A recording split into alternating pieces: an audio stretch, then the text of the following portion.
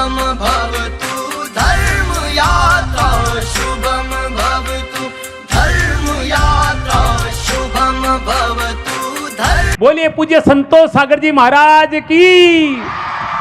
तो चलिए पहले हम सुनेंगे, तो एक बार हाथ उठाइए सभी, दोनों हाथ ऊपर उठा लीजिए जितने, और जोर का भारत माता का जयकारा लगे कि पूरा धौलपुर में सुनाई दे जोर से।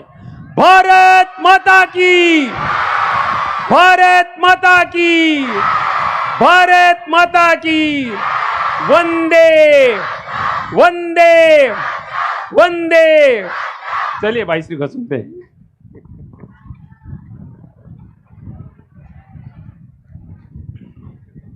राम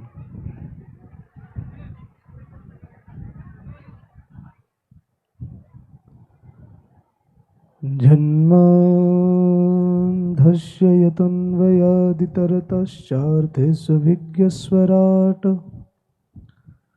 तेने ब्रह्महृदायाधिकवये मुह्यन्ति यत्सूरयः तेजो वारिमृदां यथा विनिमयो यत्र त्रिसर्गो मृषा धाम्ना स्वेन सदा निरस्तकुहकं सत्यं परं धीमहि।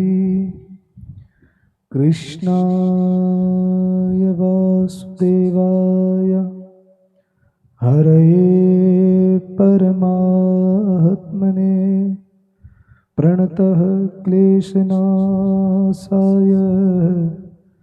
गोविन्दाय नमो नमः। अखण्डमण्डलाकारं व्याप्तं येन चराचरं तत्पदं दर्शितं येन तस्मै श्रीगुरवे नमः। बोलिए सच्चिदानंद भगवान की, भारत माता की। राम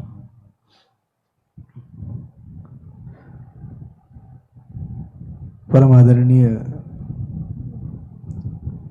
श्री त्यागी जी और मंच पर विराजमान और मेरे आसपास में विराजमान सभी शिक्षकगण और सभी मेरे नन्हे मुन्ने बालक, आप सभी के चरणों में मेरा दंडवत प्रणाम।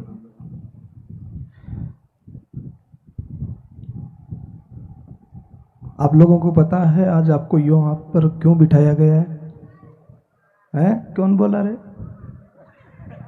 हाँ बता, तू बता। इधर आ बेटा।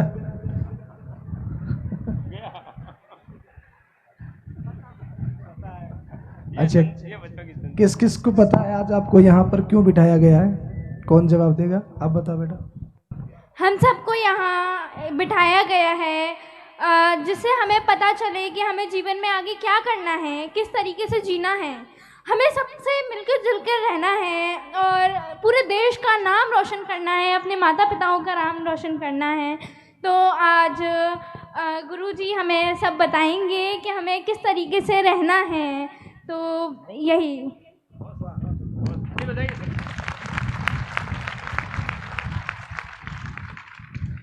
पर आपको तो एडवांस में इतना पता है, मैं क्या बताऊं आपको, बताऊं।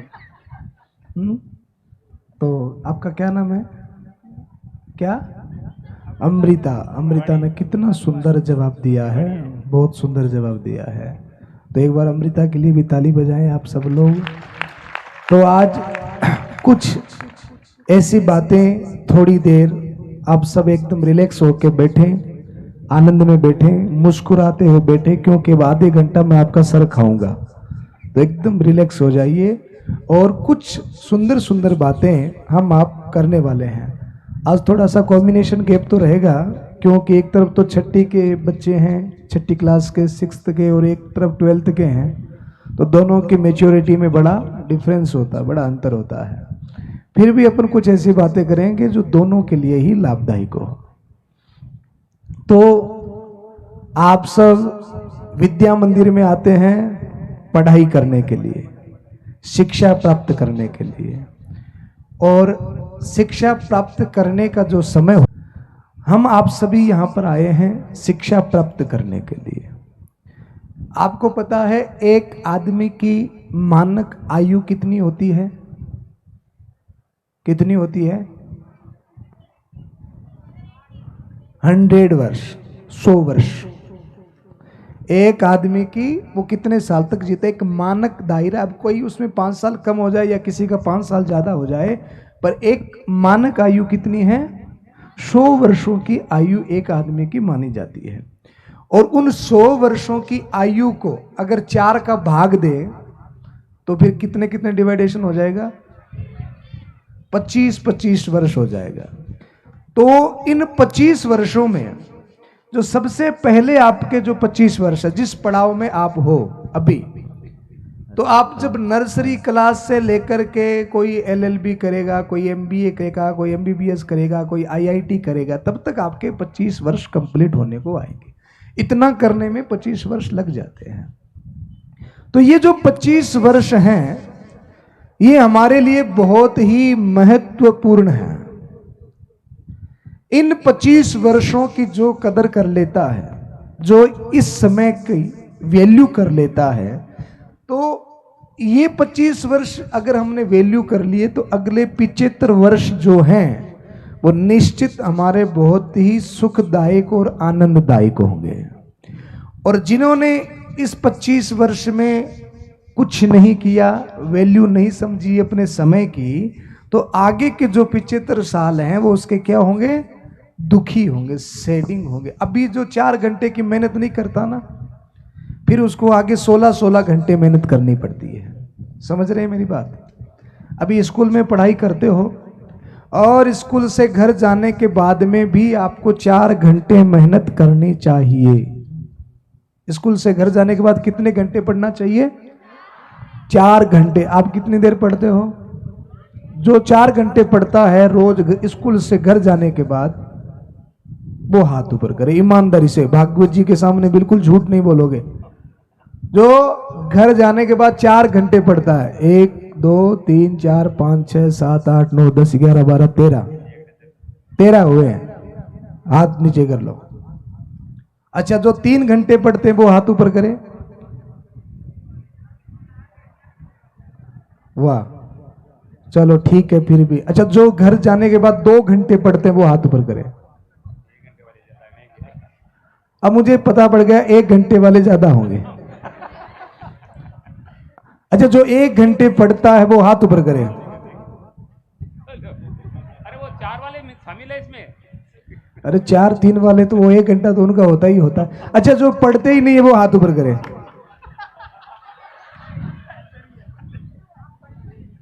नहीं पढ़ते हो आप? क्यों? आप आइए, इधर आ जाइए। देखो, एक बार तो इनकी ईमानदारी के लिए ताली बजाओ। ये भी एक बहुत अच्छा गुण है कि ये झूठ नहीं बोल रहे हैं, तो ये तो बहुत ही बड़ा गुण है। आपका क्या नाम है? नीरज। तो नीरज ने कितनी हिम्मत कितनी है, देखो है? इन्होंने सत्य कहा। अब क्यों नहीं पढ़ते नीरज? सर मैं एग्जाम्स के टाइम पे पढ़ता हूँ सर। अच्छा, रोज नहीं पढ़ते? सर रोज नहीं पढ़ता। एग्जाम पे टाइम पे ही पढ़ते, रोज क्यों नहीं पढ़ते? रोज इसलिए नहीं पढ़ता कि मन नहीं करता सर। एग्जाम्स के टाइम पे थोड़ा कॉन्फिडेंस आ जाता है तो पढ़ने का कॉन्फिडेंस आ जाता है कि डर आ जाता है कि अब फेल ना हो जाए? ऐसा ही समझ लो। हाँ, रोज पढ़ना चाहिए बेटा। केवल ये नहीं कि अपने नंबर अच्छे आए, इसलिए कि अपना नॉलेज डेवलप हो, हमको ज्ञान हो, और एक अभ्यास आदत हमारी पढ़ने की रोज बनी रहे। आपको 10 दिन खाना न दिया जाए और 11वें दिन अचानक बहुत सारा खाना दे दिया जाए, क्या होगा? आप उसको पचा नहीं पाएंगे, डाइजेशन नहीं कर पाएंगे।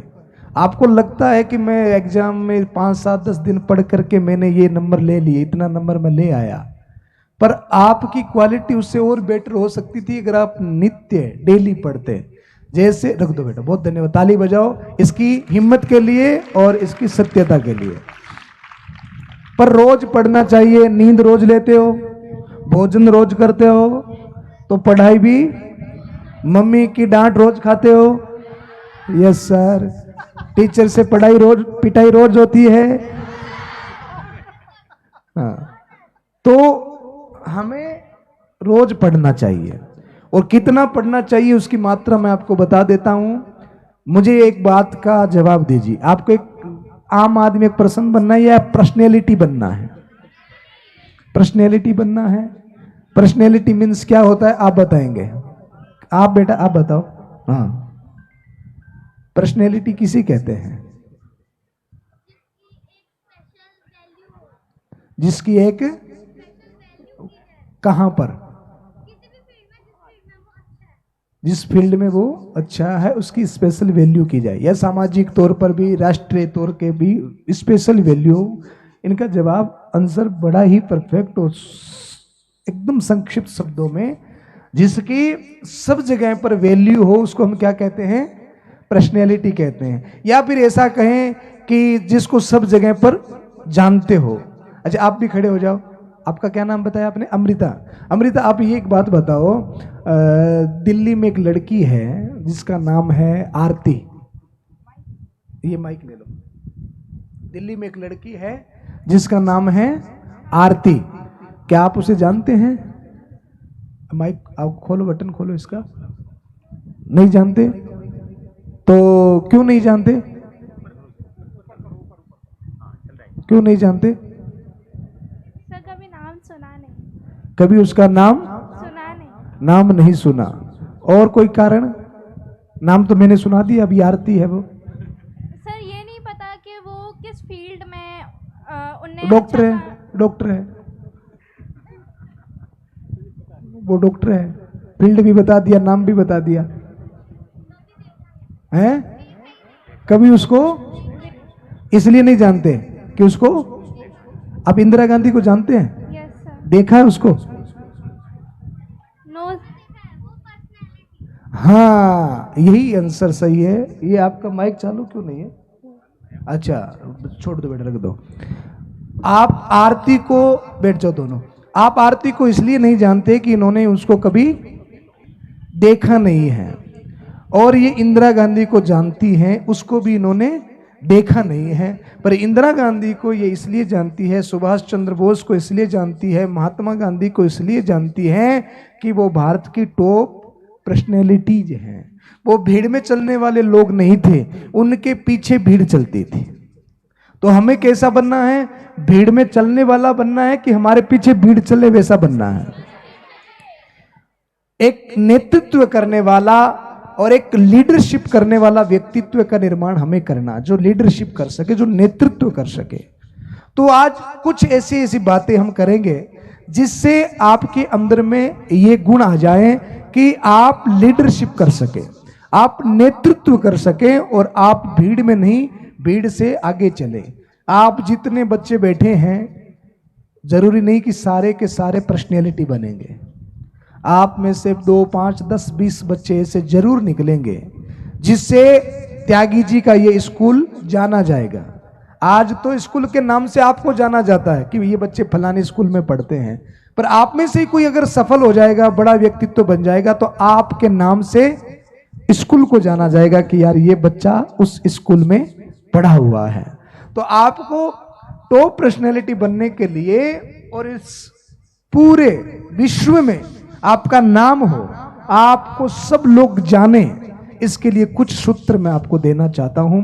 और कुछ भी बड़ा बनने के लिए सबसे ज्यादा जरूरी है कि हम पहले एक अच्छे इंसान बन जाएं।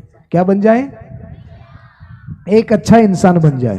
तो अब आप में से मुझे कौन बताएगा कि अच्छे इंसान की डेफिनेशन क्या होती है? आप बताओ बेटा। हाँ आप बताए, आगे आ जाओ। एक अच्छे इंसान की डेफिनेशन क्या होती है? राम आप बताएं। एक अच्छा इंसान वो होता है जो अपने से ज़्यादा दूसरों के बारे में सोचे।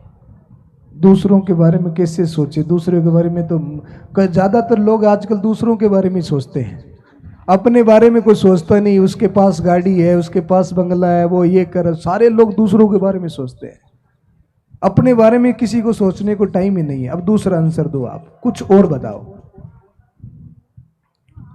आप घबराओ मत, जो आता है समझ रहा हूं मैं। अच्छा इंसान एक तरीके से वैसा होता है जो कभी झूठ नहीं बोलेगा। वाह बहुत सुंदर। और बताओ। जो भी है मन में सब बोल देगा। और कभी भी किसी की पीठ पीछे उसकी बुराई नहीं करेगा ना भलाई करेगा, सब सामने ही बोलेगा। वाह, और बताओ। और चलो, बहुत सुंदर। आप बताओ बेटा, आप बता रहे थे, आ जाओ, तुम भी आ जाओ। बताओ, आप बताओ पहले। अच्छे इंसान की डेफिनेशन, आपकी नजर में अच्छा इंसान कौन है? मेरे मम्मी पापा। अच्छा, वो ठीक आंसर है। अच्छा, हम त्यागी जी अच्छे इंसान नहीं है? हाँ, मेरे टीचर्स, मेरे मम्मी पापा और मेरे रेस्पेक्टिव्स और जो मुझसे बड़े हैं। हम लोग कहाँ जाएंगे? रेस्पेक्टिव्स अच्छा, वो सारे अच्छे इंसान, बाकी सब मेरे छोटे भी। सब अच्छे इंसान है। बहुत सुंदर जवाब, खूब सुंदर। अब दो, इनको दो, अब माइक लो। अच्छे इंसान वो होते हैं जो दूसरे लोगों की मदद करते हैं और उनकी मजबूरी समझते हैं। अरे वाह, क्या जोश है आपके अंदर। आपका नाम बताओ पहले। हैं? विवेक। वाह, बहुत सुंदर, बहुत सुंदर जवाब दिया विवेक ने। ताली बजाओ विवेक के लिए। आपका नाम बताओ पहले। आयुष मित्तल। आयुष मित्तल, आप ये बताओ कि आपकी नजर में अच्छा इंसान कौन है? एक अच्छा इंसान वही है जो सदाचार और गुणवान है और जो सदाचार के मार्ग पर चले और धर्म को माने और वाह, कभी भी सत्य की ओर ना चले।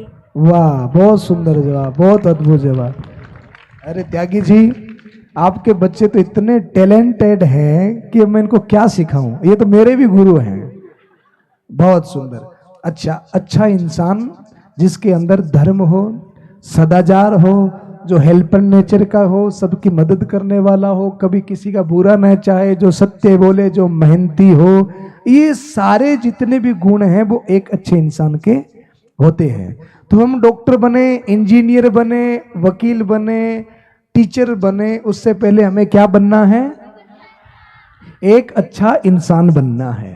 और उस अच्छे इंसान बनने के बाद में ही हमारे आगे की यात्रा शुरू होती है। जब तक हम एक अच्छे इंसान नहीं बनेंगे तब तक आप एक डॉक्टर बन जाओ, वकील बन जाओ, इंजीनियर बन जाओ, कोई बनने का फायदा नहीं है। सबसे पहले क्या बनना है? एक अच्छा इंसान बनना है कि आपके पास में अगर कोई रोता हुआ भी आवे तो वो कैसे जावे? स्माइल करता हुआ जाए। आप उसकी तकलीफ को समझे, दुख को समझे, और जितना आपसे बन पड़े उतनी आप उसकी हेल्प करें, सहायता करें। अच्छा, अब आपके विषय पर आते हैं। अब ये मुझे बताइए कि आप अपनी जिंदगी में सफल होना चाहते हैं? कौन कौन सफल होना चाहता है? सब आगे बढ़ना चाहते हैं? वाह। अब मेरा एक प्रश्न और, लास्ट क्वेश्चन आपसे और करूंगा, फिर मैं अपनी बात कहूंगा। अब मेरा लास्ट प्रश्न आपसे यह है कि आप सफल होना चाहते हैं, सब आगे बढ़ना चाहते हैं। अब मेरा प्रश्न यह है, क्या सभी लोग सफल हो जाते हैं? नहीं होते सभी लोग सफल। और जो सफल नहीं होते, फेलियर होने का रीजन क्या है? आदमी अपनी मेहनत करने के बाद में भी वो हारता क्यों है? हारने का कारण क्या है? अब बताओ। आजा, माइक ले ले। कि वो अपनी पूरी मेहनत नहीं करता। हारने का कारण क्या है? सर क्योंकि वो मेहनत नहीं करता। और अगर पूरी मेहनत करने के बाद में भी हार जाए तो? हाँ सर, क्योंकि वो दूसरों की वो अच्छा सम्मान नहीं करता और वो एक अच्छा आदमी नहीं बन पाया, इसी वजह से वो नहीं करता। अगर एक अच्छा आदमी भी बन जाए और मेहनत भी करे फिर भी हार जाए तो? सर कुछ नहीं कर सकता। आपका क्या नाम है? रिया तोमर। रिया। रिया ने बहुत हिम्मत का जवाब दिया, ताली बजाए इसके लिए भी। आपका नाम क्या बेटा? पल्लवी त्यागी। पल्लवी। पल्लवी जी, आप बताएं, आदमी हार क्यों जाता है? वो इसलिए हार जाते हैं क्योंकि उनके पास मतलब अपने ऊपर कॉन्फिडेंस नहीं होता। क्योंकि जीवन है, जीवन में उतार चढ़ाव तो आते ही रहते हैं जी। तो उन्हें अपने ऊपर विश्वास रखना चाहिए कि आज अगर हमें असफलता मिली है तो कभी ना कभी सफलता तो मिलेगी। वाह, बहुत सुंदर जवाब, बहुत। रिया, बहुत सुंदर, बहुत सुंदर। अरे लड़कों में भी है क्या कोई? आजा बेटा, वो तो अभी जवाब देके गया था, वही है ना?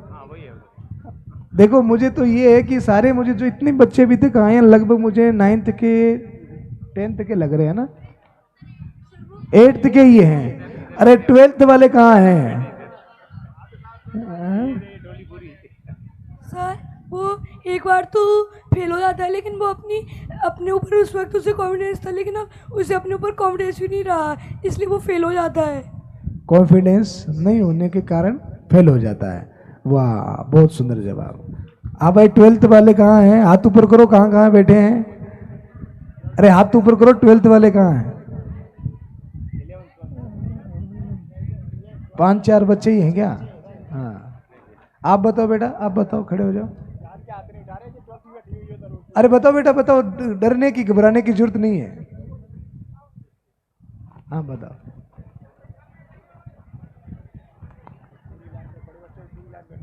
हाँ हाँ हाँ। लोगों के प्रोकास्टिनेट बिहेवियर की वजह से वो कभी कभी फेल हो जाते हैं। वो जैसे हम हमेशा सोचते रहते हैं कि अभी मेरे पास बहुत टाइम है, तो मैं आज का काम कल कर लूँगा, और फिर कल सोचेंगे कि मैं परसों कर लूँगा। तो प्रोकास्टिनेशन बिहेवियर की वजह से वो कभी कभी फेल हो जाते हैं जी। कभी कभी उनमें ओवर कॉन्फिडेंस आ जाता है उसकी वजह से, या कभी कभी वो अंडर कॉन्फिडेंस होते हैं जी, उसकी वजह से। बहुत सुंदर जवाब, बहुत सुंदर। आप भी बता दो, ये भी बताएगी। सर, जब कोई इंसान फेल हो जाता है तो वो ये सोच के छोड़ देता है कि अब मैं फेल हो गया हूँ, अब मैं इसके आगे कुछ नहीं कर पाऊंगा। जी। लेकिन सर वो ये नहीं सोच पाते हैं कि उतार चढ़ाव तो भगवान के जीवन में भी आते हैं, तो हम तो एक इंसान हैं, अरे तो वाह। हमारे जीवन में क्यों उतार चढ़ाव नहीं आएंगे। वाह, ये बड़ी होकर जरूर कोई महात्मा बनेगी। रख दे। बड़ा सुंदर ज्ञान आपने दिया और बड़ी सुंदर बातें आपने कही। अब सुनो, आज से 5000 पहले, 5000 वर्ष पूर्व एक महायुद्ध हुआ था। नाम क्या था उस युद्ध का? महाभारत। उस महाभारत में 3 पात्र मुख्य थे, ध्यान से सुनना। और उन 3 पात्रों में सबसे पहले पात्र थे श्री कृष्ण, दूसरे पात्र थे अर्जुन, और तीसरा पात्र था दुर्योधन। बहुत सुंदर जवाब। तो ये 3 पात्र उसके मुख्य थे। आपको पता है तीनों में क्या डिफरेंस है? सुनना, अब एकदम चुपचाप बैठ के सुनना और इसको समझने की कोशिश करना। अगर आपकी ये सूत्र समझ में आ गए तो आप अपने जीवन में सर्वोत्तम स्थिति को प्राप्त करेंगे। दुर्योधन, अर्जुन और कृष्ण, ये 3 पात्र महाभारत के हैं। अभी आप जितने लोग यहां पर बैठे हैं, हम आप सब अर्जुन की भूमिका में हैं। किसकी भूमिका में हैं? हम सब अर्जुन हैं। अब इस अर्जुन की भूमिका में या तो आप गीता का ज्ञान लेकर के, सद्विचार लेकर के, दुनिया का सबसे बड़ा वेलफेयर अगर कुछ है तो वो है सद उपदेश, अच्छे विचार। तो या तो कहीं से भी, गुरुजी से, मम्मी से, पापा से, कहीं से भी अच्छे विचार लेकर के हम अर्जुन से कृष्ण भी बन सकते हैं। यह संभावना हमारे अंदर में है। हम अर्जुन से क्या बन सकते हैं? कृष्ण बन सकते हैं। और अगर हम अच्छे विचारों को ग्रहण नहीं करते हैं, मम्मी की, पापा की, गुरुजनों की बात नहीं मानते हैं और अपने मनमाने तरीके से जीवन को जीते हैं, तो हम अर्जुन से क्या बन सकते हैं? दुर्योधन भी बन सकते हैं। तो आप सब लोग क्या बनना पसंद करेंगे? सब कृष्ण बनना पसंद करेंगे कि दुर्योधन? अच्छा फटाफट बताओ, दुर्योधन कौन कौन बनेगा? पीछे देख रहे हैं। अच्छा, कृष्ण कौन कौन बनना चाहता है? अरे वाह। अब कृष्ण बनने के सूत्र मैं आपको दे रहा हूं, अब ध्यान से सुनना। अर्जुन जब उस महाभारत के युद्ध में, आपको पता है कितनी बड़ी सेना थी, तलवारें चल रही थी, मारकाट मच रही थी, तो अर्जुन उस स्थिति में बड़े घबरा गए थे, डर गए थे, और उन्होंने अपना जो वो धनुष बाण था, गांडीव था, वो छोड़ दिया था। अर्जुन हार गए थे। क्या हो गए थे? हार गए थे। तब उन्होंने कृष्ण ने अर्जुन को वापिस कॉन्फिडेंस देने के लिए, मनोबल देने के लिए, आत्मविश्वास देने के लिए कुछ बातें कही, कुछ सूत्र दिए। तो उस सूत्र का, उन बातों का नाम क्या पता है? भगवत गीता। उसको क्या कहते हैं? गीता कहते हैं। और उस भगवत गीता में जो सूत्र श्री कृष्ण ने दिए विजय होने के, उन सूत्रों में एक सूत्र दिया कि आदमी हार क्यों जाता है। तो ये श्री कृष्ण ने बताया है, हारने का कारण क्या है? तो हारने का सबसे बड़ा कारण श्री कृष्ण बताते हैं, संशय आत्मा विनश्यति। कौन? पीछे पीछे दोहराइए, गीता जी का श्लोक है, संशय आत्मा विनश्यति। बोलिए तो, संशय आत्मा विनश्यति। एक बार फिर बोले, संशय आत्मा विनश्यति। अब मैं आपसे पूछूं, संशय किसे कहते हैं? संशय, आप बताओ, चश्मे वाले भैया बताएंगे हैं? बहुत सुंदर जवाब। संशय मतलब होता है डाउट। जो काम आप कर रहे हो, अगर उस काम को लेकर के आपके मन में डाउट है, इसका मतलब है कि आप फेलियर के मार्ग पर हो। अगर आप पढ़ाई कर रहे हो और अपनी पढ़ाई को लेकर के अगर हम डाउट कर रहे हैं, हमारे मन में डाउट है कि मैं पास होऊंगा कि नहीं, मेरे इतने नंबर आएंगे कि नहीं आए, मेरा रिजल्ट कैसा होगा, हर समय ये सोचना और डाउट में रहना और अच्छी पढ़ाई न करना, डाउट सबसे पहला कारण होता है हारने का, फेलियर का। तो सबसे पहले अपने अंदर में एक कॉन्फिडेंस को बिल्ड करिए, और मैं अच्छा कर सकता हूं, मैं बहुत ही अच्छा कर सकता हूं, मुझसे बेहतर कोई नहीं कर सकता, मैं सबसे बेहतर हूं ये नहीं, पर मैं जो कर सकता हूं वो मेरे से बेहतर कोई नहीं कर सकता। अपने कार्य की क्षमता के ऊपर हमको क्या होना चाहिए? विश्वास होना चाहिए, कॉन्फिडेंस होना चाहिए। अपने डाउट को क्लियर करें। सबसे पहली चीज क्या है? डाउट क्लियर करें। और डाउट क्लियर होने के बाद में क्या होता है पता है? जो काम आप करते हैं ना, उस काम में आपका इंटरेस्ट जगता है। आप पढ़ रहे हो, क्या आपका इंटरेस्ट है? पढ़ाई में इंटरेस्ट है आपका? सच्ची बताना, पढ़ाई में किस किस का इंटरेस्ट है? अब की बार झूठ बोल गए भैया। हैं? सुबह मम्मी जबरदस्ती तो नहीं भेजती स्कूल, एकदम दिल से आते हो, और जब होमवर्क करते हो दिल से करते हो। अच्छा, तब तो त्यागी जी की स्कूल बड़ी बढ़िया है, नीचे कर लो हाथ। तो दूसरी चीज क्या है? इंटरेस्ट। जो आप काम कर रहे हो उस काम में आपका क्या होना चाहिए? इंटरेस्ट होना चाहिए। आपने कभी मम्मी को टेलीविजन देखते हुए देखा है? हैं? मम्मी टीवी देखती है, धारावाहिक, नाटक नहीं देखती मम्मी, धारावाहिक नहीं, कईयों की देखती, आपकी नहीं देखती। तो मम्मी जब टीवी देखती है ना, तो कभी आप मम्मी की फेस रीडिंग करना। मम्मी उस टीवी में इतनी डूब जाती है कि जब वो एक्टर रोती है तो मम्मी भी रोती है, वो एक्टर हंसती है तो मम्मी भी हंसती है। इतनी डूब जाती है क्योंकि मम्मी को उस धारावाहिक में क्या है? इंटरेस्ट। आस पास कुछ भी होता है मम्मी को नहीं दिखाई पड़ता। पापा ऑफिस से आ जाता है, खाने के लिए इंतजार करते हैं, मम्मी कहती 2 मिनट रुको, बस थोड़ा सा हो रहा है कि नहीं? क्योंकि मम्मी का क्या है? उसमें इंटरेस्ट है। और उस समय अगर पापा बीच में आ जाए तो है? क्या होगी फिर? लड़ाई होगी।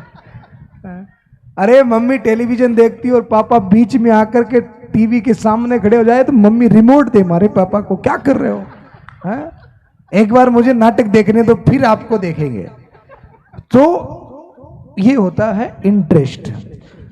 आप जब पढ़ाई करने के लिए बैठते हो तो आपको कार्टून याद आते हैं कि थोड़ा सा टीवी देख ले? हैं? आते तो है ना? देख लो, ये सच बोल रहा है। तो कार्टून भी याद आते हैं, और पढ़ाई करते समय मम्मी भूल से अपना मोबाइल आपके पास में छोड़ जाए और उसमें लॉक भी न लगा हुआ हो, तो फिर क्या होगा? फिर परमिशन से लेते हैं। वाह!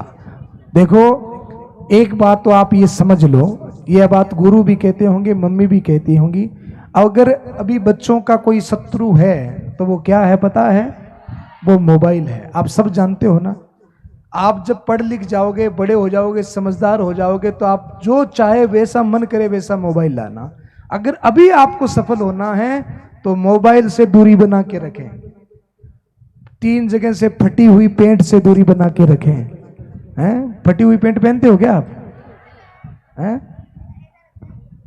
हाँ, आजकल कई बच्चों को मैं देखता हूँ, मुझे बड़ी हंसी आती है, 3 जगहों से फटी हुई पैंट पहनते हैं, घुटनों से फटी हुई, उसको कौन सी पैंट बोलते हैं रे? हैं? डैमेज। अरे बाप रे, डैमेज पैंट पहन के डैमेज होना है क्या तुम्हें? तो कई बच्चे ऐसे साइड की कटिंग करवा के आते हैं, 3 जगह से फटी हुई पैंट पहनते हैं, तो वो अपने जिंदगी में सफलता के मार्ग पर नहीं। अगर आपका ध्यान अभी विद्या के समय अगर इन चीजों में है तो फिर आप सफलता के मार्ग पर नहीं हो। अगर अभी आप 4 घंटे घर जाकर के मेहनत नहीं करते हो तो मेरी बात को याद रख लेना, फिर आपको 16 घंटे काम करना पड़ेगा, मजदूरी करनी पड़ेगी। कितने घंटे? तो अभी 4 घंटे की मेहनत करोगे तो 16 घंटे की मेहनत से बच जाओगे, और अगर अभी 4 घंटे की मेहनत से बचोगे तो फिर 16 घंटे मेहनत करनी पड़ेगी। कौन सी करने चाहते हो, 4 घंटे की 16 घंटे?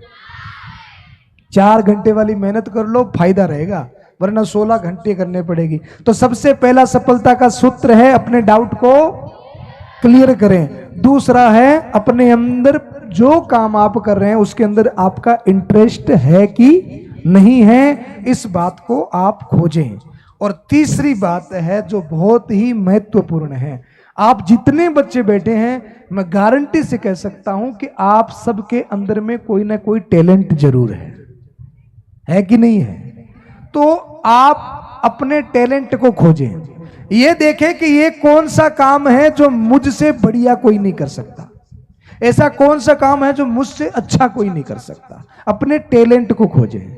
मैं अक्सर बच्चों से एक कहानी सुनाता हूं, एक हाथी, एक घोड़ा, एक बंदर, एक मछली और एक भालू।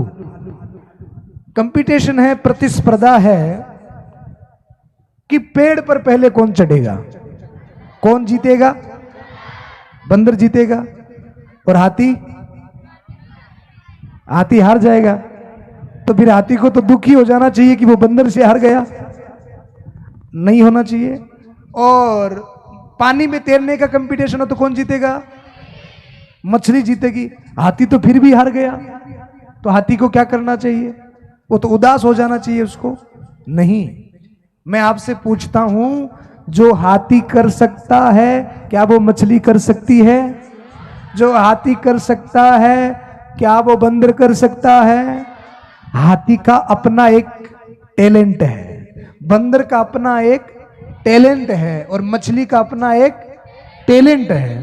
तो वैसे ही आप सबके अंदर भी एक टैलेंट छुपा हुआ है। आप खोजिए, उस चीज को खोजिए कि मुझसे बेहतर। आपको पता है आजकल कितने छोटे छोटे बच्चे संगीत में नाम कमा रहे हैं, कितने छोटे छोटे बच्चे डांस में नाम कमा रहे हैं। तो हमारे अंदर में क्या टैलेंट है? कितने छोटे छोटे बच्चे खेल कूद में नाम कमा रहे हैं। तो हमारे अंदर में टैलेंट क्या है? अगर आपको आपका टैलेंट पता पड़ गया तो उस दिन आपका इंटरेस्ट भी उसमें हो जाएगा। तो टैलेंट हो जाए, पता पड़ जाए, इंटरेस्ट जग जाए, डाउट क्लियर हो जाए तो क्या बढ़ता है पता है? ट्रस्ट बढ़ता है, आत्मविश्वास बढ़ता है। एक बार एक स्कूल में एक गुब्बारा बेचने वाला आ गया, तो किसी छोटी सी बच्ची ने उस गुब्बारा बेचने वाले से पूछा, बोले सर ये ब्लैक वाला गुब्बारा उड़ता है क्या? तो गुब्बारे वाले ने कहा यस उड़ता है। तो उस बच्ची ने कहा कि सर ये ब्लू वाला? बोले ये भी उड़ता है। बोले सर ये रेड वाला? बोले ये भी उड़ता है। बोले सर ये व्हाइट वाला? बोले ये भी उड़ता है। सर ये पिंक वाला? तो गुब्बारे वाले ने कहा ये भी उड़ता है। तो उस गुब्बारे वाले ने उस बच्ची को समझाया कि बेटा ये जो गुब्बारा आकाश पे उड़ता है इसमें कलर्स का कोई रोल नहीं है। गुब्बारा कलर्स से उड़ता है क्या? तो गुब्बारा कैसे उड़ता है? एयर से उड़ता है, हवा से उड़ता है या कलर से उड़ता है? गुब्बारा उड़ता है हवा से। जितनी उसमें हवा भरी हुई होगी वो उतनी ही ऊंचाई तक उड़ेगा। अब उसका कलर कैसा है उससे कोई फर्क नहीं पड़ता है। तो मैं आप लोगों से ये कहना चाहता हूं कि आपके मम्मी पापा कैसे हैं, आपके टीचर्स कैसे हैं, आप कौन से स्कूल में पढ़ते हैं, स्कूल में फर्नीचर कैसा है, इन सारी चीजों से आपकी उड़ान में कोई फर्क नहीं पड़ता। आपकी उड़ान में फर्क इससे पड़ता है कि आपके अंदर में ऊर्जा कितनी है, आपके अंदर में चाहत कितनी है। क्या आप सफल होना चाहते हैं, आप आगे बढ़ना चाहते हैं, तो उसके लिए जो ऊर्जा चाहिए, जो एनर्जी चाहिए, जो वाइब्रेशन चाहिए, क्या वो आपके अंदर में है। और जिसके अंदर में जितनी ऊर्जा होगी, जितनी वाइब्रेशन पॉजिटिव एनर्जी होगी, वो उतना ही ऊपर तक जाएगा। आप कौन सी जाति से आते हैं, कौन से संप्रदाय से, आप हिंदू हैं कि मुस्लिम हैं, आप गरीब हैं कि अमीर हैं, आप काले हैं कि गोरे हैं, मोटे हैं कि पतले हैं, आपकी सफलता में इन सारी चीजों से कोई फर्क नहीं पड़ता। हमारे राजस्थान में अभी हमारे बीकानेर में पीछे एक कलेक्टर आई थी जिसका नाम था आरती डोगरे जी। नाम सुना है आपने कभी? आरती है, उनको देखा है कभी आपने? उनकी हाइट मात्र 3 फुट की है, इतनी सी है वो। कितनी हाइट है? 52 अंगुल की, 3 फुट की उनकी हाइट है। पर वो जहां जाती है ना, उनकी हाइट तो छोटी जरूर है पर उनका कद बहुत ऊंचा है। वो जहां जाती है, जितने लोग बैठे होते हैं उनके आगमन पे सारे लोग खड़े हो जाते हैं। वो जहां जाती हैं तालियां बजने लगती हैं, वो जहां जाती हैं लोग उनको सल्यूट करते हैं। तो आपके कद से, आपके कलर्स से और आपकी गृहस्थी में, आप घर में अमीर हैं गरीब है, कौन सी जाति से हैं, इन सारी चीजों से कोई फर्क नहीं पड़ता। फर्क इसमें पड़ता है कि आपको नॉलेज कितना है, आपको ज्ञान कितना है। तो अगर हमें सफल होना है तो सबसे पहली चीज क्या है? अपने डाउट को क्लियर करें। दूसरी चीज क्या है? इंटरेस्ट जगाएं जो काम आप कर रहे हैं। जिस दिन आपको पढ़ाई में इंटरेस्ट हो जाएगा, उस दिन आपको कोई दूसरी चीज याद नहीं आएगी। और तीसरा मैंने क्या बताया? टैलेंट को खोजिए, अपने टैलेंट को देखिए कि मेरे अंदर में क्या टैलेंट है। ये 3 चीजें जिस दिन आपको आ गई, आपको पता पड़ गई, उस दिन आपको सफल होने से कोई भी नहीं रोक सकता। और छोटी छोटी बातें आपको मजबूत करती हैं। एक तो किसी के बिना कहे हम पढ़े हैं, क्योंकि हमारा काम यही है। अभी शिव कुमार जी ने एक बहुत सुंदर बात कही थी, आज के बच्चे क्या हैं? बोले डायमंड हैं। पहले मैं मेरी तो नहीं कहूँगा, पर जैसे ब्रजमोहन जी हैं, त्यागी जी हैं, ये लोग जब पढ़े होंगे उस समय न तो मोबाइल था, न ही टेलीविजन था, और न ही 3 जगह से फटी हुई पैंट थी। तो इनको, इनके मन को आकर्षित करने वाली, खींचने वाली कोई चीज नहीं थी। पर आज कोई बच्चा अगर 90% ला रहा है, 90% नंबर ला रहा है, 95% नंबर ला रहा है, तो मेरी नजर में वो बिल्कुल डायमंड है। कि इस आकर्षण के युग में भी इतने जहां पर आकर्षण है, कभी मोबाइल की तरफ, कभी टेलीविजन की तरफ ध्यान जाता है, और उसमें भी कोई बच्चा पढ़ाई करता है, तो मेरी नजर में वो सबसे ज्यादा होशियार, आज तक की जनरेशन में, अभी की जो जनरेशन है वो सबसे ज्यादा होशियार है। यानी कि आप सबसे ज्यादा क्या हो? होशियार हो, डायमंड हो। पर आपकी एनर्जी सही दिशा में लगनी चाहिए, गलत दिशा में नहीं लगनी चाहिए। सुबह बिना कहे उठ जाएं, मम्मी को ये न कहने पड़े उठो उठो उठो उठो, बिना कहे उठे, अपनी हिम्मत को बढ़ाएं। मम्मी को कहना ना पड़े, मम्मी उठे, उठ से पहले तो मम्मी उठ के तैयार हो जाओ। और सुबह उठ करके थोड़ी दौड़ भी किया करो। आप में से वर्जिश कौन कौन करता है? सुबह व्यायाम कौन कौन करता है? वाह, रोज करते हो? तू खड़ा हो, तू बहुत यस यस करा, इधर आ गया, आजा। तू क्या बनेगा बड़ा होके? अभी सोचा नहीं है। ये है आर्मी में जाएगा? अरे वाह, इसका बहुत अच्छा सपना है। अच्छा, वर्जिश में क्या करता है इनको बता जरा। सुबह उठ के क्या क्या करता है? सुबह उठ के कितने बजे उठता है? 7 o'clock पर। 7 o'clock। और उठ करके अच्छा, स्कूल कितने बजे लगती है? 8 o'clock। 8 o'clock। 1 घंटे में तू वर्जिश भी कर लेता है, नहाना भी कर लेता है, खाना भी कर लेता है, बड़ी रफ्तार है। अच्छा, क्या करता है 7 o'clock उठ के? सबसे पहले ब्रश। सबसे पहले क्या करते हो? ब्रश करते हो। अब सुनो मेरी बात, अब सबसे पहले ब्रश नहीं करना है, इसको बता रहा हूं, वो सब लोग तुम करोगे। जब आपकी आंखें खुलती है बेड के ऊपर, बिस्तर के ऊपर है, तो सबसे पहले आज के बाद आपको क्या करना है पता है? सबसे पहले आपको प्रार्थना करनी है। सबसे पहले आप अपने भगवान को, अपने ईश्वर को आंखें बंद करके प्रणाम करोगे और ये कहोगे कि प्रभु आपकी कृपा से आज मेरी आंखें फिर खुली है और आज के सूर्य का दर्शन मैं कर रहा हूं और आज आपकी कृपा से फिर मैं स्कूल जा रहा हूं। आप अपनी कृपा बनाए रखना। तो रोज सुबह उठते सबसे पहला काम क्या करोगे? बोलो। प्रार्थना। कहाँ बैठे बैठे? बेड पर। बेड पर बैठे बैठे ही, उठते ही, आंखें खुलते ही सबसे पहला काम क्या करना है? प्रार्थना। भगवान से प्रार्थना करनी है और भगवान को धन्यवाद देना है कि प्रभु आपकी कृपा से मैं ठीक हूं, स्वस्थ हूं और आज मैं स्कूल जा रहा हूं। तो ये हो गया सबसे पहला काम। फिर आपका नहाना धोना जो नित्य कर्म है वो हो गया। और उसके बाद में आप क्या करते हैं? उसके बाद रेडी होते हैं। रेडी होने के बाद में क्या करते हैं? फिर आते हैं। उसके बीच में कुछ और करते हैं, कुछ स्पेशल है? जब रेडी होकर घर से निकलते हैं तो क्या करते हो? तो फिर पैर छूते हैं। हाँ, यही सबसे स्पेशल काम है। जब रेडी होकर आप निकल रहे हो तो कभी भी खाना खाना भूल जाना, टाई लगाना भूल जाना, कोई बात नहीं, टीचर की थोड़ी सी डांट पड़ेगी, पर अपने मम्मी पापा को प्रणाम करना मत भूलना। करोगे कि नहीं करोगे? आप तो करते ही होंगे निश्चित। कौन कौन करता रोज मम्मी पापा को प्रणाम? अरे वाह, रोज। तो घर से निकलो तो अपने मम्मी पापा को प्रणाम करके निकलो। फिर जब टीचर्स स्कूल में आ जाओ तो टीचर्स जो आए उनको भी क्या करना चाहिए? प्रणाम करना चाहिए। तो इतना काम आप अगर रोज करोगे तो आप अपने जीवन में जरूर सफल हो जाओगे। आपका क्या नाम बताया? आहिल। आहिल। आहिल के लिए ताली बजाओ। बहुत सुंदर जवाब, रख दे बेटा, बहुत सुंदर जवाब दिया। आप आर्मी में जाना चाहते हैं, निश्चित आपका संकल्प पूरा होगा।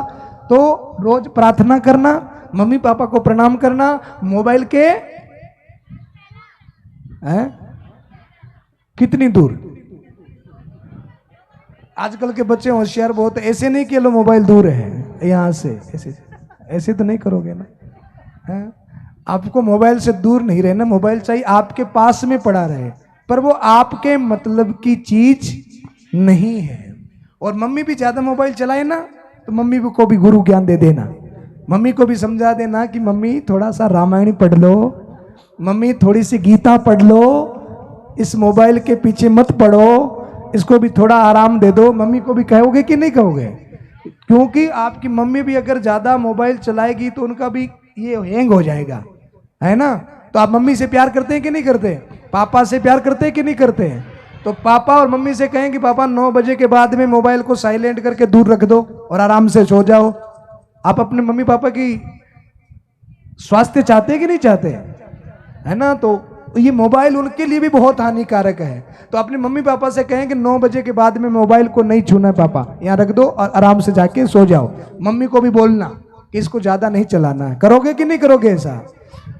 और अब मैं आपसे एक बात और कहता हूं, समय तो मैंने आपका खूब ले लिया, और अब आप नर्सरी से लेकर के जब LLB, MBA, IIT, MBBS, engineer, doctor, वकील, बिजनेसमैन आप बनेंगे, तब तक आपको हजारों किताबें पढ़नी पड़ेगी। पढ़नी पड़ेगी कि नहीं पढ़नी पड़ेगी? और उन हजारों किताबों को पढ़ने के बाद में क्या होगा? हैं? बहुत सुंदर जवाब दिया। नॉलेज बढ़ेगा, आपका ज्ञान बढ़ेगा, आपका बुद्धि बल बढ़ जाएगा, बहुत तेज आप हो जाओगे। पर मैं आपसे एक बात पूछता हूं, ये जो आपके सर हैं, क्या नाम है इनका? त्यागी जी सर। ये जिस कुर्सी पर बैठे उसकी कितनी टांगे हैं? कितनी? अगर इसकी एक टांग निकाल दी जाए तो सर गिर जाएंगे कि नहीं गिर जाएंगे? ये कुर्सी नहीं टिकेगी ना। तो आप बता सकते हैं कि ये चारों टांगे कौन कौन सी है? किसी भी इमारत को खड़ा करने के लिए 4 पांव चाहिए। तुम बताओ। खड़े हो जाओ बेटा। ये बताएगा, इतना बड़ा क्वेश्चन का जवाब बता रहा है जी। हाँ, एक ग्रत, फिर भी इसने हिम्मत की है। बहुत सुंदर, बहुत सुंदर। बैठ जाओ बेटा। ये आपको 10 साल बाद में मैं समझाऊंगा, अभी आप बच्चे हो। अभी आपके लिए जो समझना है वो समझो। सबसे पहली चीज है, ये 4 टांगे कौन कौन सी है, और ये चारों आपके पास में होनी चाहिए। अगर इनमें से एक भी टांग निकल जाएगी, जैसे ये कुर्सी गिर जाती है वैसे आप भी गिर जाओगे। तो ये चारों टांगे आपके पास होनी चाहिए। तो पहली टांग है बुद्धि बल। क्या है? आप जितनी किताबें पढ़ेंगे, जितना नॉलेज लेंगे, उतना ही आपका क्या बढ़ेगा? बुद्धि बल बढ़ेगा। तो ये जरूरी है। दूसरी टांग है बाहुबल। आपके बाजुओं में क्या होनी चाहिए? ताकत होनी चाहिए। तो आप रोज दूध पियो, पिज्जा बर्गर से बचो। हाँ, बड़ी खराब चीज होती है, उससे आप कमजोर हो जाएंगे, आपके चेहरे का तेज चला जाएगा, आपका दिमाग कमजोर हो जाएगा।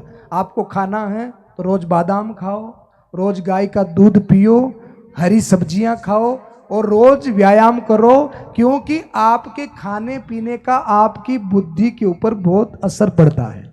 इसलिए रोज क्या करेंगे? अच्छा भोजन, पौष्टिक भोजन हम खाएंगे। तो सबसे पहली चीज है बुद्धि बल और दूसरी चीज है बाहुबल। और बाहुबल कैसे बढ़ेगा?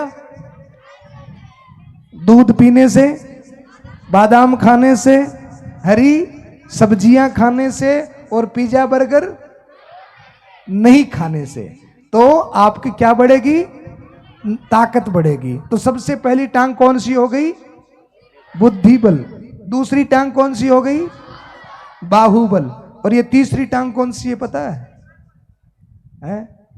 ये तीसरी टांग है, जब आप पढ़ लिख करके बड़े बन जाओगे, आप डॉक्टर बन जाओगे, इंजीनियर बन जाओगे, उद्योगपति बन जाओगे, तो आपके पास में आएगा पैसा, धन। तो अभी तो आपको धन के बारे में सोचना नहीं है, अभी तो आप केवल स्टडी के बारे में सोचो। पर तीसरी टांग कौन सी होती है? धन बल। तो पहली कौन सी है? बुद्धि बल। दूसरी कौन सी है? बाहुबल। और तीसरी कौन सी है? धन बल। अब ये चौथी टांग कौन सी है बताओ? हैं? कौन बोला? खड़े हो जा। अब जोर से नाम भी बता दे। अरे वाह, नाम भी यही है? नाम भी मनोबल है तेरा? नाम क्या है? अरे वाह, अभिनव ने कितना सुंदर जवाब दिया। चौथी टांग कौन सी है? मनोबल की है। अगर हमारे अंदर में मनोबल नहीं होता है तो ये बुद्धि बल, धन बल, ज्ञान बल किसी काम का नहीं है। सबसे जरूरी चीज क्या है? मनोबल। हम डरे न, हम घबराए न, हम निडर हों, सत्य के मार्ग पर चल सके, सत्य बोल सके, ऐसा मनोबल हमारे अंदर में होना चाहिए। ये मनोबल जो है वो सबसे बड़ी चीज है। आप देखते हो ना आजकल बड़े बड़े डॉक्टर, इंजीनियर, बड़े बड़े एक्टर सुसाइड कर लेते हैं। अभी एक बहुत बड़े एक्टर ने सुसाइड किया था, नाम क्या था उसका? अरे वाह, विवेकानंद को नहीं जानता पर उसको जानता है, सुशांत सिंह राजपूत। तो उसके पास में फेम भी था, नेम भी था और पैसा भी था, ताकत भी थी, सुंदरता भी था, सब कुछ था उसके पास। फिर भी वो क्यों मर गया? उसके पास में क्या नहीं था? मनोबल नहीं। वो घबरा गया, वो डर गया। तो हमें क्या चाहिए? मनोबल चाहिए, जो श्री कृष्ण ने अर्जुन को दिया। देखो ना, ये मनोबल कैसे बढ़ता है आपको पता है? मनोबल कैसे बढ़ता है? मैं आपसे एक बात पूछूं, फटाफट जवाब दोगे? जो सबसे पहले जवाब देगा उसको मैं छोटा सा मेरी तरफ से इनाम दूंगा। मेरा सबसे पहला प्रश्न ये है, फटाफट जवाब देना। जो सबसे पहले जवाब देगा उसको इनाम मिलेगा। 10 लाख का चेक भरना हो तो कितने जीरो लगाने पड़ेंगे?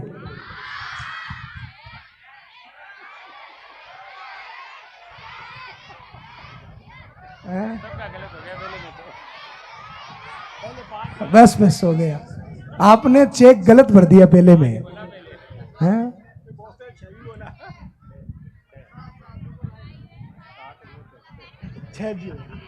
1 लाख 10 लाख के चेक में कितने जीरो लगते हैं? 6 जीरो लगते हैं। और अभी भी कई देखो 5 बता रहे हैं। आपको थोड़े से दिमाग की कसरत की जरूरत है। 10 लाख के चेक में कितने जीरो लगते हैं? 6 जीरो लगते हैं। अच्छा, उन 6 जीरो को लगा दिया जाए और एक न लगाया जाए तो चेक की वैल्यू है? वैल्यू नहीं है ना। तो उन 6 जीरो के साथ में एक जरूरी है। अगर एक जीरो हटा दिया तो कुछ वैल्यू बचेगी, एक जीरो और कम कर दिया जाए फिर भी वैल्यू बचेगी, एक जीरो और कम कर दो फिर भी वैल्यू बचेगी, पर एक ही हटा दिया जाए तो नथिंग, कोई भी वैल्यू नहीं रहेगी। उसी प्रकार आपको कितने भी ज्ञान मिल जाए, कितनी भी शिक्षा मिल जाए, अगर आपके अंदर में धर्म नहीं है, आपके अंदर में आध्यात्म नहीं है, तो आपका मनोबल कभी बढ़ेगा नहीं। तो आपके अंदर में क्या होना चाहिए? अध्यात्म होना चाहिए, आपके अंदर में धर्म होना चाहिए। और जैसे आप हजारों किताबें पढ़ते हैं, उन हजारों किताबों के साथ में आपको एक और किताब पढ़नी है। कौन सी पढ़नी है? अच्छा, इस गीता किस किस के घर में, हाथ ऊपर करके बताओ। सबके घर में है। और गीता किस किस को आती है ये भी बता दो। अच्छा, गीता कृष्ण ने किसने कही? श्री कृष्ण ने। किसको कही? कब कही और क्या कहा है? अच्छा, इतना ही क्या, घबराना नहीं है। 700 श्लोकों को एक सेंटेंस में निपटा दिया इसने कि कृष्ण ने क्या कहा, बोले घबराना नहीं है। बड़ा होशियार बच्चा है। अच्छा, एक बात बताओ, किसी को एक भी गीता का श्लोक आता है? किस किस को आता है? हाथ ऊपर करो। जिन जिन को आता है वो फटाफट आगे आ जाओ। जिन जिन को गीता का श्लोक आता है वो फटाफट आगे आओ। वाह वाह। यदा हि धर्मस्य ग्लानिर्भवति भारतम। साइलेंट हो जाओ भाई सब, चुप एकदम। अभ्युत्थानम् अधर्मस्य तदात्मानं यजामहे। अभ्युत्थानम् अधर्मस्य तदात्मानं तदात्मानं सृजाम्यहम्। चलो, आपका नाम? आयुष मित्तल। आयुष के लिए ताली बजाओ। अच्छा, आप सुनाओ। हाँ सुना दो, यही सुना दो। यदा यदा हि धर्मस्य ग्लानिं भवति भारतस्य अभ्युत्थानं धर्मस्य तदात्मानं सृजाम्यहम्। अभ्युत्थानम् अधर्मस्य तदात्मानं सृजाम्यहम्। आप सुनाएंगे। आपका नाम? शेखर सुनाएंगे। शेखर, आप इधर आ जाओ सारे, उनको आने दो पीछे। इधर आ जाओ सामने। हाँ, आ जाओ बेटा, इधर आ जाओ सारे। एक बार सबके लिए तालियां बजे। देखो, ये सारे बच्चे आगे जाकर के अपने जीवन में उच्चतम सफलता प्राप्त कर। उधर मुंह करो शेखर, अब सुना दो। उधर मुंह कर लो बच्चों के सामने, सुनाओ गीता का श्लोक। यदा यदा हि धर्मस्य ग्लानिर्भवति भारत अभ्युत्थानम् अधर्मस्य सृजात्मानं तदात्मानं सृजाम्यहम्। एक ही आता है? हाँ सुनाओ ना, सुनो। परित्राणां साधूनां विनाशाय च दुष्कृतां धर्म संस्थापनार्थाय संभवामि युगे युगे। अब इसका थोड़ा सा मीनिंग भी बता दो, क्या होता है? जब जब इस पृथ्वी पर धर्म को हानि होगी और अधर्म आगे बढ़ेगा, तब तब श्री कृष्ण इस धरती पर मुनियों, ऋषियों और धर्म को बचाने के लिए हर युग में जन्म लेंगे। वाह, बहुत सुंदर, बहुत सुंदर शेखर, अद्भुत। अब आप इसका और भी ज्यादा ज्ञान लोगे, है ना। ये दुनिया की सबसे सुंदर किताब है और विश्व के 128 देशों में हर एक टॉप यूनिवर्सिटी में इस गीता को पढ़ाया जाता है। और भारत की जितनी टॉप पर्सनैलिटीज हैं, आप उनके बारे में अगर गूगल पर पढ़ोगे तो उन सब में एक ही समानता मिलेगी कि उन सब ने क्या पढ़ा है? भगवत गीता पढ़ा है। आप डॉक्टर अब्दुल कलाम साहब का बायोग्राफी उनकी पढ़ लेना, उनके जीवन में भी क्या था? भगवत गीता। स्वामी विवेकानंद, महात्मा गांधी, इन सब के जीवन में क्या था? भगवत गीता। जितने भी टॉप पर्सनैलिटी है भारत की, उन सब के जीवन में एक कॉमन बात थी, उन्होंने क्या पढ़ा? भगवत गीता पढ़ा। तो ये भगवत गीता आपके जीवन को सुंदर बनाने वाले, आप इसका पूरा नॉलेज लोगे क्योंकि आपके अंदर में वो क्षमता है, वो योग्यता है। अब मेरी बेटियां को दो, इसको दो, आप भी सुनाओ। कौन सा श्लोक आता है आपको? भी यदा यदा ही आता है। यदा यदा श्लोक किसको आता है? तो आप साथ में बोलो, आ जाओ सब साथ में बोलो। ये श्लोक जिसको आता है वो साथ में बोले सब। हाँ हाँ, अब बोलो, ये माइक लेके बोलो। हाँ बोलो। जोर से बोलिए। यदा यदा हि धर्मस्य ग्लानिर्भवति भारत अभ्युत्थानमधर्मस्य तदात्मानं सृजाम्यहम्। बहुत सुंदर, अद्भुत। अब आप सुनाओ कौन सा था। आ जाओ। आपका नाम भी बोल देना ना। भूमिका। जी। कर्मण्यवाधिकारस्य मा फलेषु कदाचन मा कर्मफल हेतुर्भुः माते संदो स्वकर्मणि। वाह, अब इसके बारे में बता दो थोड़ा सा इनको। कर्म पर हमारा अधिकार है लेकिन फल पर नहीं, इसलिए हमें कर्म फल की बिना चिंता करिए हमें अपना कर्म करना चाहिए। वाह, बहुत अद्भुत अद्भुत अद्भुत भूमिका। आप भी बताओ बेटा, आ जाओ। हाँ आ जाओ, आ जाओ। सुनाओ, जो आगे आता है वो सुना दो। यदा यदा हि धर्मस्य ग्लानिर्भवति भारत अभ्युत्थानमधर्मस्य तदात्मानं सृजाम्यहम्। परित्राणाय साधूनां विनाशाय दुष्कृता धर्म संस्थापनार्थाय संभवामि युगे युगे। वाह, बहुत सुंदर, अद्भुत अद्भुत। आ जाओ बेटा, आप भी सुना दो। आ जाओ बेटा, आप भी सुनाओ। सबको नाम बता दो अपना। सुहानी। सुहानी। कर्मण्यवाधिकारस्ते माँ फलेषु कदाचन माँ कर्मफल हेतुर्भुर्मा ते संगोत्सव कर्मणि। और एक ही आता है। अच्छा, और आ जाओ बेटा, आप बैठ जाओ। सेकंड आप बैठ जाओ, दोनों बैठ जाओ।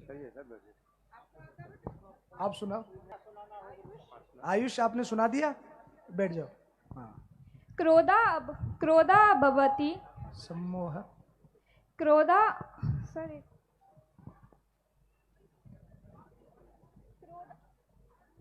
क्रोधा भवति समोह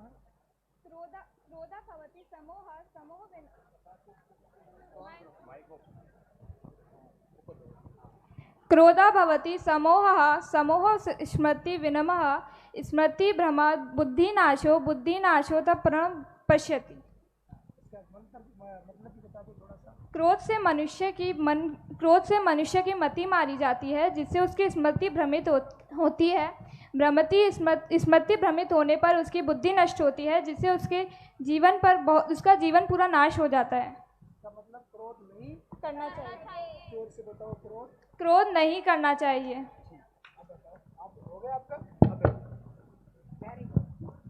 अब देखो, जिन जिन बच्चों ने भगवत गीता का एक आधा या थोड़ा सा भी श्लोक सुनाया, आप सब उनके लिए ताली बजाओ जोरदार से। और जिन जिन बच्चों ने श्लोक सुनाए उनसे मैं निवेदन करूंगा कि इन श्लोकों में थोड़ी थोड़ी अशुद्धि है, तो आप इनको पूरा शुद्ध करें, ठीक से पढ़ना सीखें। और ऐसे ऐसे गीता में 700 श्लोक हैं। कितने श्लोक हैं? और उन सारे 700 श्लोकों में मैनेजमेंट का इतना सुंदर सिस्टम दिया हुआ है, आत्मबल का इतना सुंदर सिस्टम। आपको बोलना कैसे चाहिए, आपको चलना कैसे चाहिए, आपको अपना काम कैसे करना चाहिए, आपका जीवन कैसा होना चाहिए, आपके राष्ट्र के प्रति, माता पिता के प्रति, गुरुओं के प्रति आपका क्या कर्तव्य है, आपको भोजन कैसा करना चाहिए, आपको सोना कब चाहिए, आपको उठना कब चाहिए, ये सारी की सारी बातें किसमें हैं? भगवत गीता में है। ये एक ऐसी किताब है, अगर इस किताब को किसी ने पढ़ लिया, अपने जीवन में उतार लिया, तो उसको और कुछ जानने को शेष नहीं रह जाता। इतनी ताकतवर, इतनी पावरफुल और दुनिया की सबसे बड़ी मनोचिकित्सक किताब है। और एक बात और बता दूं, ये किताब किसी धर्म से रिलेटेड या रिलीजन से रिलेटेड नहीं है। ये किताब सिर्फ हमको इतना सिखाती है कि हम एक अच्छे इंसान कैसे बन सकते हैं। तो आप हजारों किताबों पढ़ते हैं, इसके साथ में ये एक किताब आपको और पढ़नी है। कौन सी पढ़नी है? भगवत गीता पढ़नी है। अगर ये किताब मैं आज आपको गिफ्ट करूं तो आप लेंगे इसे? कौन कौन लेगा? अच्छा 100-100 रुपए लगेंगे, कौन कौन लेगा? अब यही ओरिजिनल पढ़ेंगे गीता को, मुझे पता पड़ गया, बाकी तो सब झूठ मूठ के हाथ ऊपर हुए थे। अच्छा फ्री में मिलेगी, अब बताओ कौन कौन लेगा? अब सुनो मेरी बात, ये मैंने व्यंग्य में मजाक में कहा है, मैं आपको ये गिफ्ट दूंगा और गिफ्ट तो अनमोल होता है, और आपको ये गिफ्ट मिलेगा तो फिर आप क्या करेंगे इसका? हैं? पढ़ेंगे, जीवन में उतारेंगे, या घर ले जा करके दादी नानी को दे दोगे कि लो हम आपके लिए क्या लाए हैं। आप इसको हमेशा आपकी हैंड बैग में रखेंगे, आप इसको बिस्तर पर, कुर्सी पर, गार्डन में, नहाए बिना नहाए, छत पर, जब आपका मन करे तब आपको इसको पढ़ सकते हैं। और ये आपके लिए बहुत बड़ा चैलेंज होगा। चैलेंज ऐसा है कि आप जब इसका पहला पेज खोलेंगे ना तो आपकी खोपड़ी घूमने लगेगी, आपके समझ में नहीं। मैथ के जो क्वेश्चन है, सवाल है, उससे भी ज्यादा कठिन है ये, साइंस के सवालों से ज्यादा कठिन है। ये पढ़ पाओगे आप? इस चैलेंज को कौन कौन एक्सेप्ट करता है? अरे बाप रे। अच्छा एक बात और कह देता हूं, आज कितनी तारीख है? 8 जुलाई, 8 अगस्त, 8 सितंबर और 8 अक्टूबर, यानी 3 महीने के बाद में मैं वापिस आऊंगा। तो कौन कौन मुझे इसे याद करके सुना देगा? अब थोड़े हाथ कम हो गए। अच्छा 3 महीने के बाद में आऊंगा, आधी आधी याद करके कौन सुना देगा? पूरी नहीं, आधी है? पूरा हाथ ऊपर करो। कई बच्चे तो बहुत आलसी हैं, बाप रे। नीचे कर लो। एक स्कूल में एक टीचर ने कहा कि जो सबसे ज्यादा आलसी होगा उसको मैं साइकिल गिफ्ट करूंगा। तो हाथ ऊपर करे कौन कौन आलसी है। तो किसी ने इतना हाथ ऊपर किया, किसी ने इतना हाथ ऊपर किया, किसी ने इतना हाथ ऊपर किया। एक कोई मेरे जैसा ऐसे बैठा था, तो सर ने कहा कि तुझे साइकिल नहीं चाहिए? बोले सर साइकिल तो चाहिए पर हाथ ऊपर कौन करे। तो सर ने देखा कि ये सबसे ज्यादा आलसी है। तो आपको क्या पढ़ना है? भगवत गीता पढ़नी है। अच्छा एक जोक और सुनाऊं, एक जोक सुनाऊं। जोक किस किस को सुनना है? देखो हमारी जो आप लोग भारत में जन्मे हैं, तो क्या आपको अपनी संस्कृति के ऊपर गर्व है? आप भारत में जन्मे हैं, क्या आपको इस बात पर गर्व है? अच्छा हमारे यहाँ पर विशेषतः सनातन धर्म में हम गंगा को क्या कहते हैं? माता। तुलसी को क्या कहते हैं? माता। और गाय को क्या कहते हैं? माता। गाय को भी माता, गंगा को भी माता, तुलसी को भी माता। यानी कि जिसने भी हमें कुछ दिया है हम उसको मां के समान प्रेम देते हैं। इतनी उदारता हमारे अंदर है। तो एक बार क्या हुआ, एक कोई अंग्रेज आ गया अमेरिका से यहां भारत में। तो वो किसी हमारे त्यागी जी जैसे व्यक्ति के साथ में हो गया। तो त्यागी जी तो आपको पता है धार्मिक आदमी हैं। तो बीच में ही एक तुलसी का पेड़ आ गया। किसका पेड़ आ गया? आप सबके घर में है तुलसी। तो तुलसी का पेड़ आया तो उस व्यक्ति ने तुलसी माता को प्रणाम किया कि हे तुलसी माता प्रणाम। तो अंग्रेज ने कहा व्हाट इज दिस, तुम लोग तो पागल हो। तो कहा कैसे? बोले तुम तुलसी को, एक पेड़ को प्रणाम कर रहे हो माता कह करके। और उस अंग्रेज ने क्या किया, हाथ में डंडा लेकर के उस तुलसी के पेड़ को झाड़ दिया। अब त्यागी जी को आया गुस्सा, हमारी तुलसी माता को डंडे से झाड़ दिया। अच्छा भारतीयों से पंगा, अभी सबक सिखाते हैं। और उस अंग्रेज को लेकर के वो गए। एक वो ऐसा पेड़ होता है जिसको छूने से खुजली हो जाती है। कौन सा पेड़ होता है? छुई मुई, कैटर्स, कैटर्स बोलते हैं इंग्लिश में, नागफणी भी बोलते हैं, नागफणी भी बोलते हैं। अच्छा वो जो भी है, वो उस पेड़ के पास में लेकर गया अंग्रेज को। और त्यागी जी ने वहां जाकर भी प्रणाम किया। बोले प्रणाम पिताजी। उस अंग्रेज ने कहा व्हाट इज दिस, तुम बड़े पागल लोग हो, कभी किसी को मां कहते हो और कभी किसी को पापा कहते हो। तो डंडा लेकर के उसको भी झाड़ दिया। और उसको झाड़ते ही क्या हुआ, पूरे अंग्रेज के शरीर पर क्या शुरू हो गई? खुजली। अब वो अंग्रेज नाचने लगा। और उसने त्यागी जी से कहा त्यागी जी ये क्या हो गया? बोले तुमने हमारी मम्मी को छेड़ा ना तो पापा नाराज हो गए हैं। क्या हुआ? मम्मी को छेड़ा तो पापा नाराज हो गए। तो बोले अब मैं क्या करूं, मेरे शरीर पे बड़ी खुजली हो रही है। बोले चलो। बोले कहां? बोले गौ माता। पहले कौन सी माता? तुलसी माता। अब कहां चलना? बोले गौ माता। अब वहां पर जाने से क्या होगा? अब गाय का गोबर पड़ा था, बोले ये लगा ले, खुजली ठीक हो जाएगी। और आपको पता है गाय के गोबर में साइंटिफिक कारण होते हैं कि कोई भी दाद खाज खुजली हो, गाय के गोबर से वो ठीक हो जाता है। तो अंग्रेज ने पूरे शरीर पर गोबर लगाया, तब जाकर के उसको थोड़ी सी रिलीफ हुई, शांति मिली। बोले अब तो पूरी शरीर गंदा हो गया, अब क्या करूं? बोले चलो। बोले कहां? बोले गंगा माता है। पहले तुलसी माता, फिर गौ माता और अब गंगा माता। तो गंगा माता ने उसको साफ भी कर दिया। तो हमारी संस्कृति जो है वो बड़ी अद्भुत है। तो ऐसी ऐसी बहुत सारी बातें आपको इसमें सीखने को मिलेगी, हमारी संस्कृति के बारे में, धर्म के बारे में। तो आप सब लोग पढ़ेंगे इसे, प्रॉमिस। अगली बार जब मैं 3 महीने बाद में आऊं तो ये बातें नहीं करेंगे, उस समय हम सारी बातें किसके विषय पर करेंगे? गीता के विषय में क्वेश्चन करूंगा, सवाल जवाब होंगे। आप तैयार हैं? 3 महीने के बाद में आपके एग्जाम होंगे गीता में, और जो सबसे ज्यादा बढ़िया सुनाएगा मैं उसको त्यागी जी की तरफ से बढ़िया इनाम दिलाऊंगा। हो सके तो उसको मैं बढ़िया इनाम दिलाऊंगा, हो सके तो उसको फ्री स्कॉलरशिप छात्रवृत्ति त्यागी जी से दिलाऊंगा, अगर उसने गीता को पढ़ करके सुनाया तो। पक्का? हाँ, तो आप इसको याद करना, पढ़ना, और ज्यादा मत पढ़ना। पहले स्कूल का काम करना, स्कूल का होमवर्क करना, उसके बाद ये नहीं कि आप टीचर से आकर कह दो टीचर मैंने तो होमवर्क नहीं किया, मैं तो भगवत गीता पढ़ रही थी। ऐसा मत करना। पहले स्कूल का होमवर्क कंप्लीट करना, और जो समय आपको मिले उस समय में क्या करना है?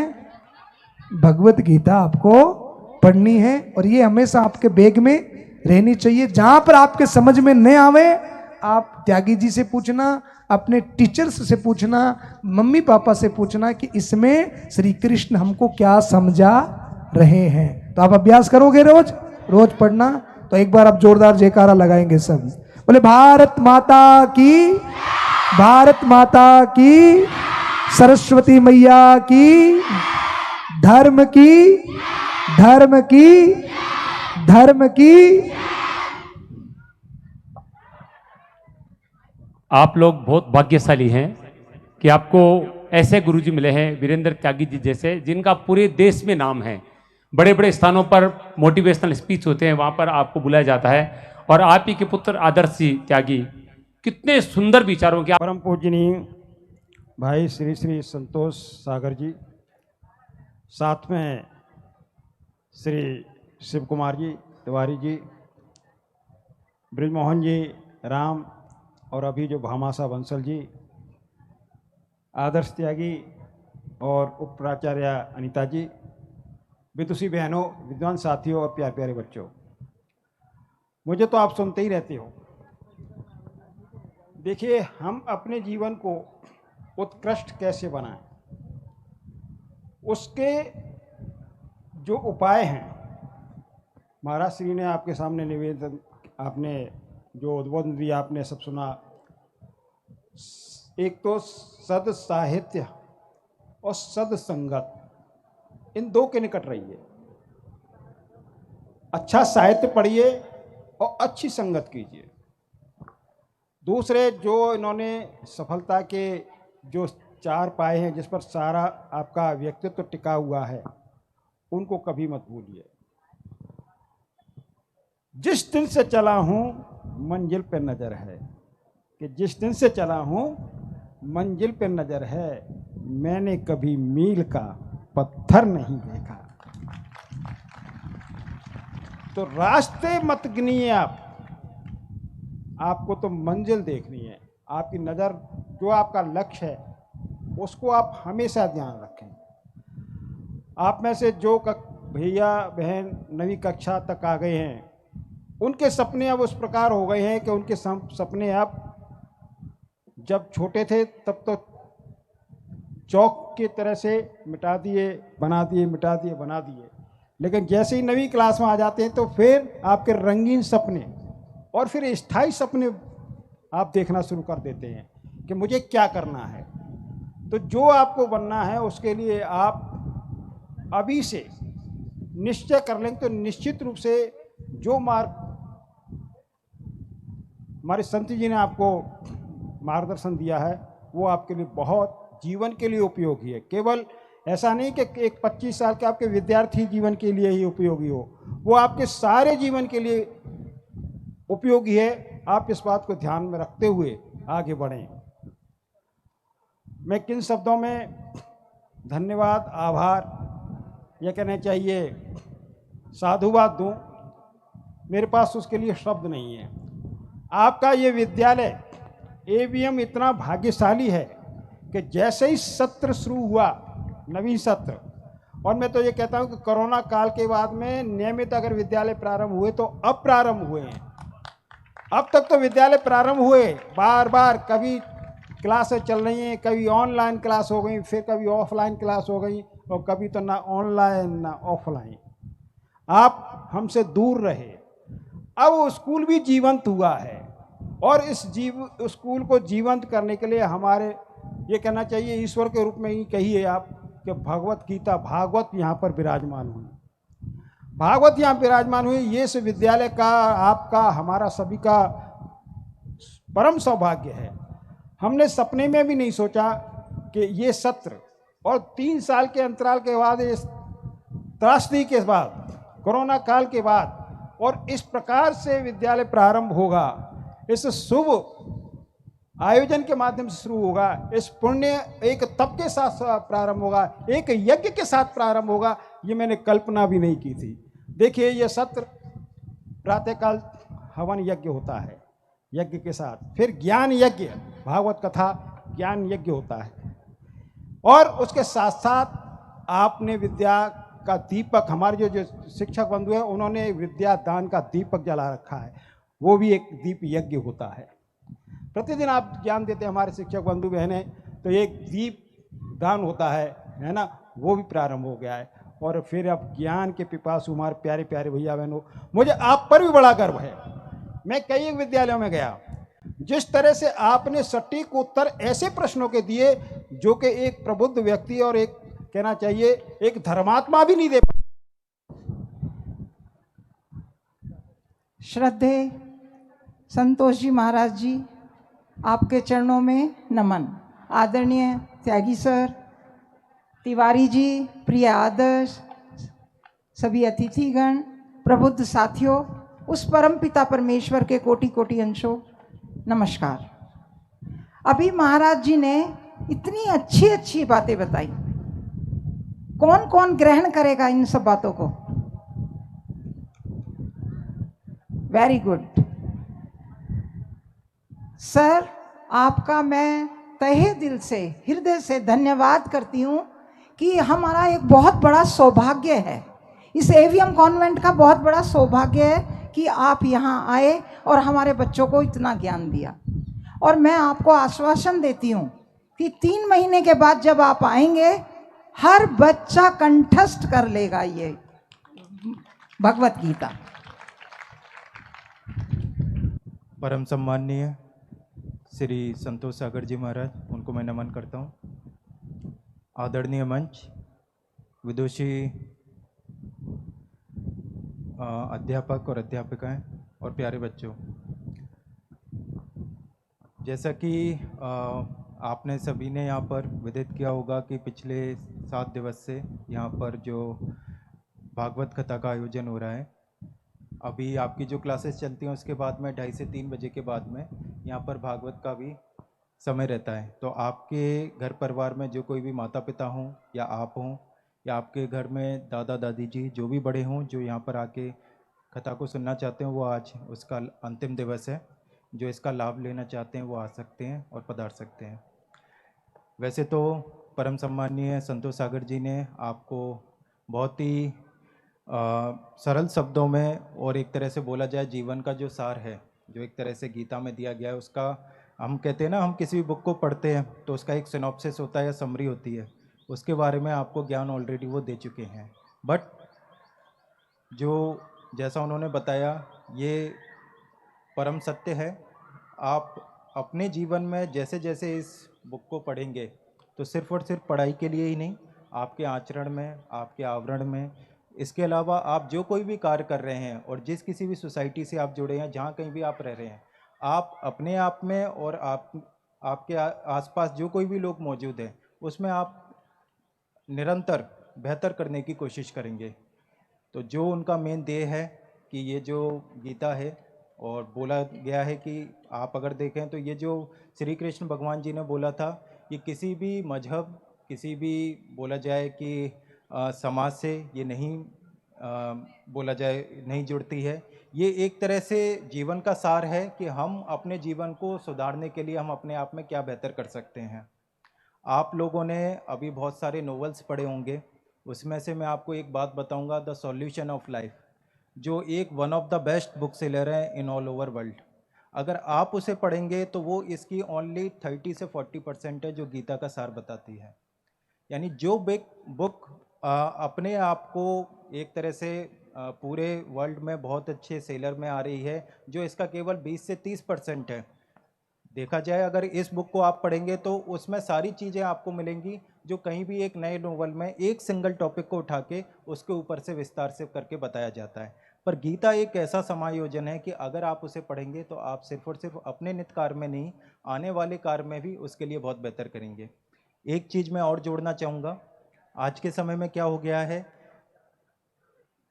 हमारे जितने भी संस्कार हैं और जितनी भी हमारी कथाएं हैं, उनको हम ज़्यादातर ये सोचते हैं कि सिर्फ और सिर्फ मंदिर तक सीमित कर लेते हैं। जैसे अगर हमें ये गीता मिल रही है तो अभी श्री संतोष सागर जी महाराज जी ने बोला कि आपको ये जो बुक है ये आपको अपने मंदिर में नहीं रखनी है, ये आपको कहाँ रखनी है, अपने बैग में रखनी है। और इसके लिए आपको ये उचित समय नहीं देखना है कि हाँ मैं अभी नहा रहा हूँ, या मैं अभी फ्री हूँ, या मैं अभी खाना खा के फ्री हुआ हूँ, या मैं कहीं ट्रैवल कर रहा हूँ। आप जब कभी भी फ्री हो इसमें से 2-4 श्लोकों को याद करें और उसको अपने जीवन में उतारने की पूरी कोशिश कीजिए, है ना जी। तीसरी और जो सबसे मेन बात है जो मैं आप सभी विद्यार्थी बंधुओं से कहना चाहूँगा, इस बुक को आप हो सके जल्द से जल्द पढ़ने की कोशिश करें, क्योंकि जितना जल्दी आप इसे पढ़ने की कोशिश करेंगे आप अपने जीवन में एक बहुत ही अच्छा सुधार अपने आप स्वतः ही देखने को पाएंगे। हम क्या सोचते हैं कि जब कोई भी व्यक्ति होता है 60 वर्ष का हो गया या फिर उसने कोई भी अपना क्रियाकलाप है रिटायर हो गया या फिर वो फ्री टाइम में आ जाता है, तो हम सोचते हैं कि ये जो बुक है वो तो हमारे दादाजी के लिए, नाना नानी जी के लिए, या फिर अब हम रिटायर हो गए हैं तो उसके बाद पढ़ें। अब आप मेरे को ये बताइए, जो व्यक्ति अपने सारे जीवन के कार्य कर चुका है वो अब सोसाइटी में कुछ अच्छा कर पाएगा? जो उसको नित्य कार्य करने थे और अगर उनको वो अपने जीवन में किसी सुधार को बिना करने के बाद में फिर वो ज्ञान की बातें करें तो क्या वो ठीक है? प्यारे बच्चों मेरी बात समझ रहे हो आप? मेरा कहने का मीन ये है कि मान लीजिए कल आपका एग्ज़ाम है, आपका एग्ज़ाम कल है, और अब आप उसे डिसाइड करो कि हाँ कल एग्ज़ाम हो गया, अब मैं अपने सब्जेक्ट को 7 दिन बाद पढ़ता हूँ, तो क्या वो 7 दिन पढ़ने के बाद में आपका कोई मीन निकलेगा उस बुक का? बोलो हाँ तो ना बोलिए, नहीं निकलेगा ना। ऐसे ही स्वतः आप अपने निरंतर कार्य से, आप जो हमारे शिव कुमार सर हैं और संतोष जी महाराज जी हैं, उन्होंने बताया कि आप आने वाले इस देश के फ्यूचर हो। आप जो कोई भी करोगे आज से 15-20 साल बाद आप इस देश के नित्य क्रियाकलाप को डिसाइड करोगे।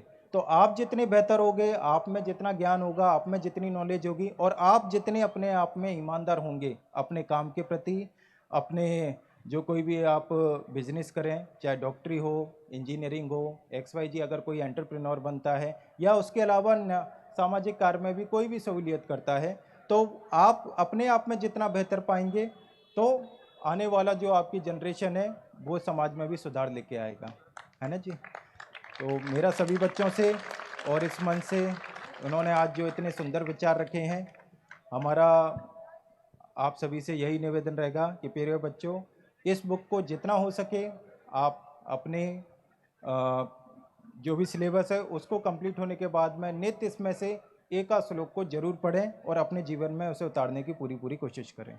धन्यवाद। धर्म का था धर्म का